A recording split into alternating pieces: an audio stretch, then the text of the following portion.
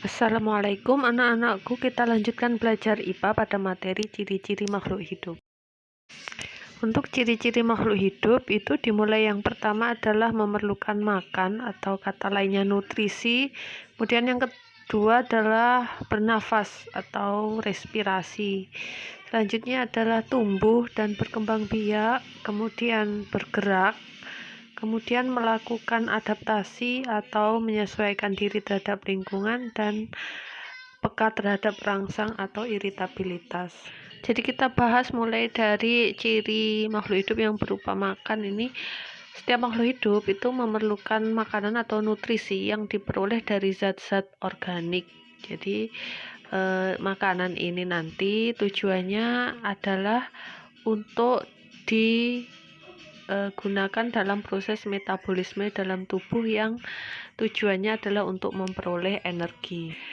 Energi ini akan sangat berguna bagi makhluk hidup, terutama ini akan mendukung proses tumbuh dan berkembang biak. Selain itu, ketika makhluk hidup bergerak, itu juga sangat dipengaruhi oleh adanya ketersediaan energi di dalam tubuh. Dalam proses tumbuh, makhluk hidup akan mengalami pertambahan ukuran tubuh maupun perubahan bentuk tubuh. Sedangkan dalam proses berkembang biak atau reproduksi, makhluk hidup akan menambah populasinya dengan cara menghasilkan keturunan. Berikutnya adalah untuk proses adaptasi atau penyesuaian diri makhluk hidup terhadap lingkungannya. Contohnya di sini adalah bunglon yang mampu menyesuaikan warna tubuhnya dengan lingkungan di tempatnya. Itu tujuannya adalah untuk mengelabuhi predator atau pemangsa yang mengincar dirinya. Nah, anak-anak pernah kan ya di antara kalian menyentuh tumbuhan putri malu.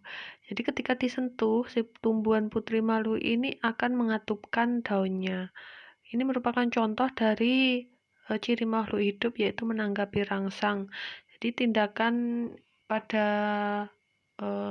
tumbuhan putri malu ini adalah mampu menanggapi rangsang berupa sentuhan.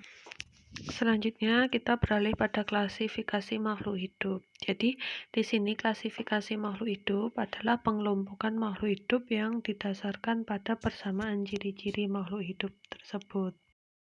Perlu kita tahu bahwa tujuan dari klasifikasi itu adalah untuk mempermudah mempelajari makhluk hidup.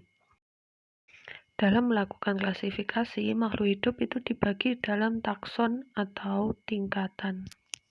Tingkatan makhluk hidup atau takson ini akan dipelajari dalam taksonomi. Jadi taksonomi makhluk hidup itu dimulai dari yang paling luas, itu adalah kingdom, kemudian dilanjutkan ke filum, selanjutnya kelas, ordo, famili, genus, dan spesies.